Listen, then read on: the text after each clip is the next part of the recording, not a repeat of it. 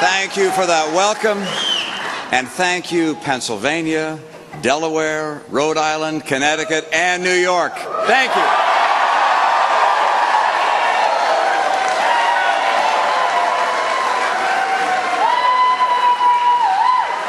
And tonight I can also say thank you, America, because after 43 primaries and caucuses, many long days, and more than a few long nights, I can say with confidence and gratitude that you have given me a great honor and solemn responsibility.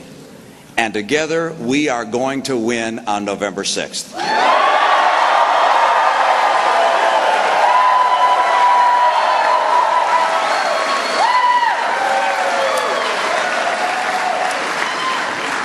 We launched this campaign not far from here. Beautiful day in June on a farm in New Hampshire.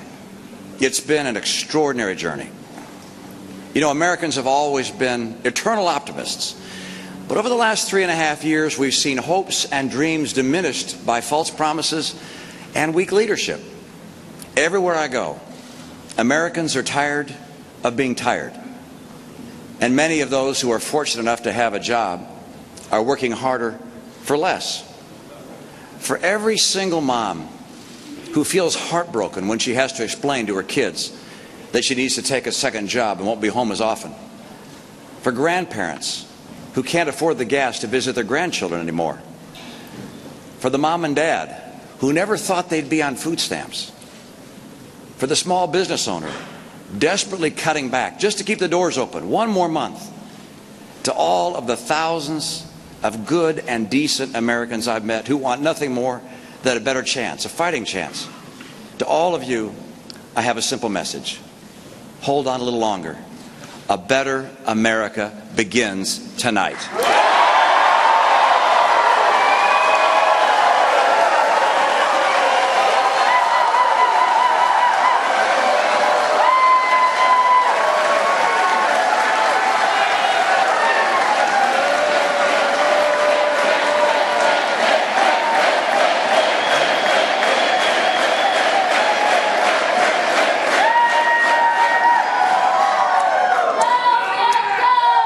Tonight is the start of a new campaign to unite every American who knows in their heart that we can do better.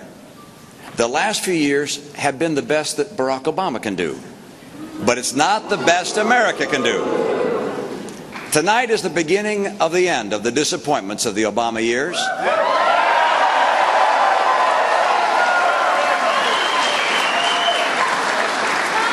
And it's the start of a new and better chapter that we will write together. This has already been a long campaign, but many Americans are just now beginning to focus on the choice before the country. In the days ahead, I'll look forward to spending time with many of you personally. I want to hear what's on your mind, hear about your concerns, and I want to learn about your families. I want to know what you think we can do to make this country better and what you expect from your next president. And I'll probably tell you a little bit about myself. I'll start by talking about my wife, Ann, of course.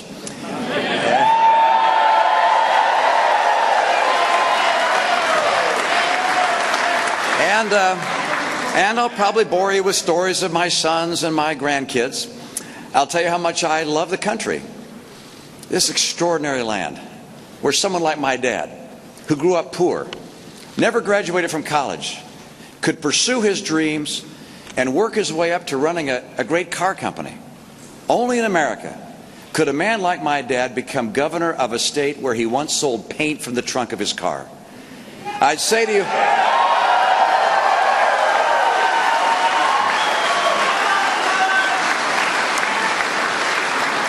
when I see you, I think I'll tell you that you may have heard that I was successful in business.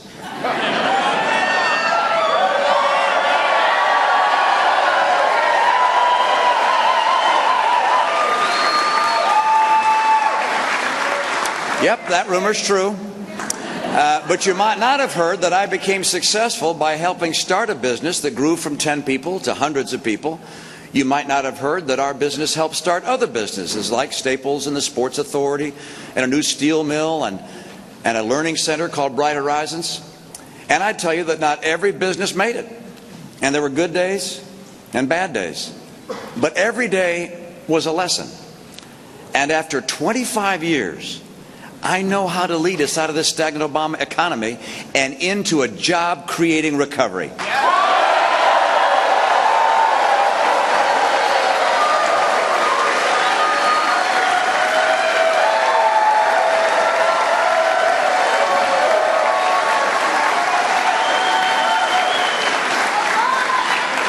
4 years ago, Barack Obama dazzled us in front of Greek columns with sweeping promises of hope and change.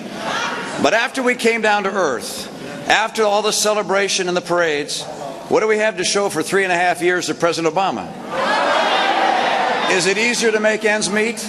No. Is it easier to sell your home or buy a new one? No. Have you saved what you needed for retirement? No. Are you making more at your job? No. Do you have a better chance to get a better job? No. Are you paying less at the pump? No. You know, if the answer were yes to those questions, then President Obama would be running for re-election based on his record, and rightly so. But because he has failed, he will run a campaign of diversions and distractions and distortions. That kind of campaign may have worked at another place and in a different time, but not here. And not now. It's still about the economy, and we're not stupid.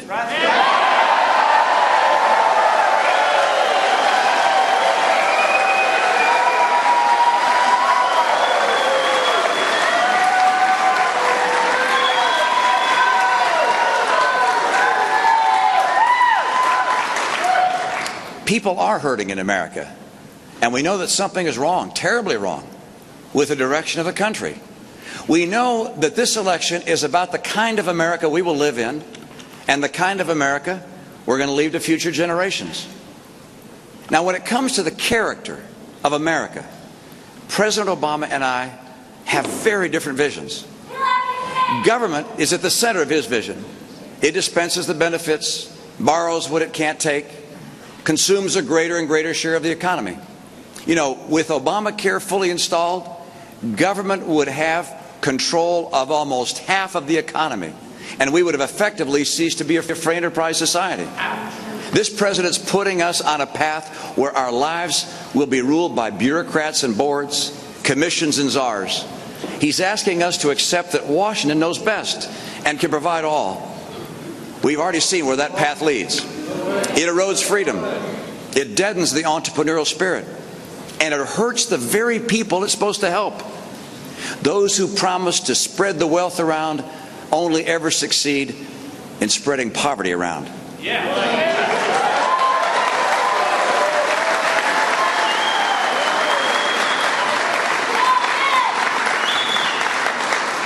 Other nations have chosen that path. It leads to chronic high unemployment, crushing debt, and stagnant wages. I have a very different vision for America and for our future. It's an America driven by freedom, where free people pursuing happiness in their own unique ways create free enterprises that employ more and more Americans. And because there's so many enterprises that are succeeding, the competition for hard-working, educated, skilled employees is intense. So wages and salaries rise. I see an America with a growing middle class, with rising standards of living. I see children even more successful than their parents, some successful even beyond their wildest dreams, and others congratulating them for their achievement, not attacking them for it.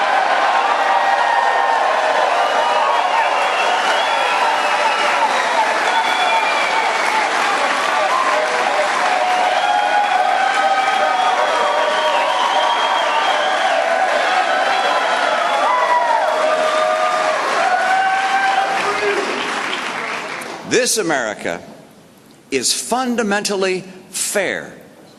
We will stop the unfairness of urban children being denied access to the good schools of their choice.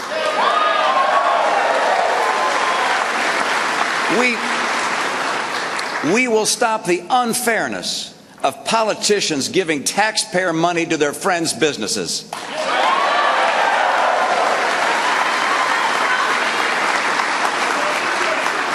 We will stop the unfairness of requiring union workers to contribute to politicians not of their choosing.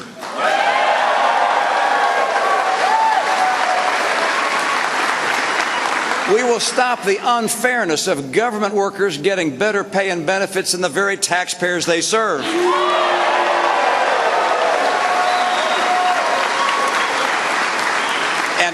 And we will stop the unfairness of one generation passing larger and larger debts on to the next.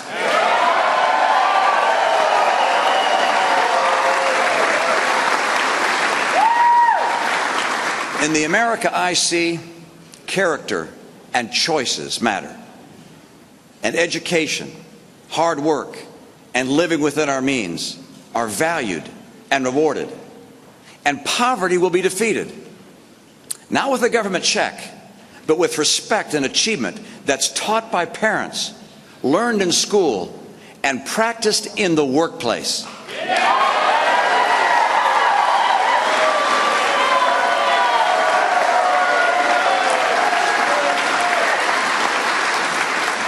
This is the America that was won for us by the nation's founders and earned for us by the greatest generation. It's the America that has produced the most innovative, most productive, and most powerful economy in the world. And as I look around at the millions of Americans without work, the graduates who can't get a job, the soldiers who return home to an unemployment line, it breaks my heart. This does not have to be. It's the result of failed leadership and a faulty vision. We will restore the promise of America only if we restore the principles of freedom and opportunity that made this nation the greatest nation on earth.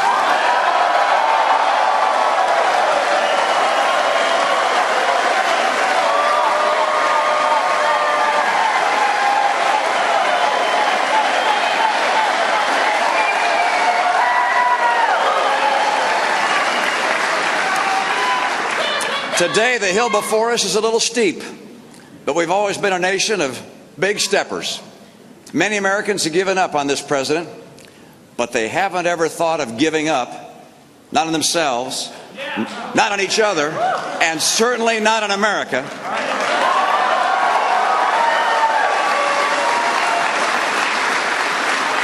In the days ahead, join me in the next step toward that destination of November 6th. When across America we can give a sigh of relief and know that the promise of America has been kept. The dreamers can dream a little bigger. The help wanted signs can be dusted off. And we can start again. And this time we'll get it right.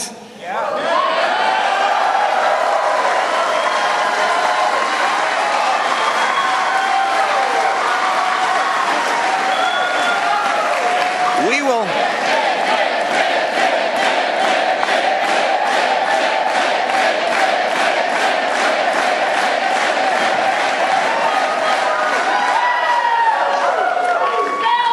will stop the days of apologizing for success at home and never again apologize for America abroad.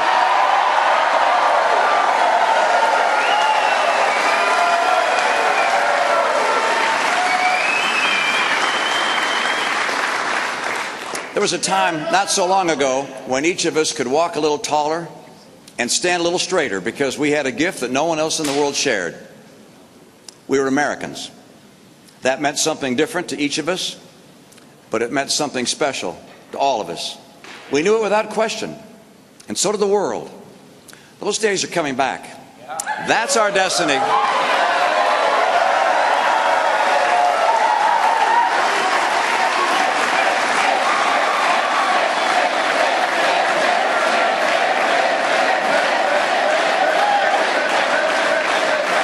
You see, we believe in America. We believe in ourselves. Our greatest days are ahead.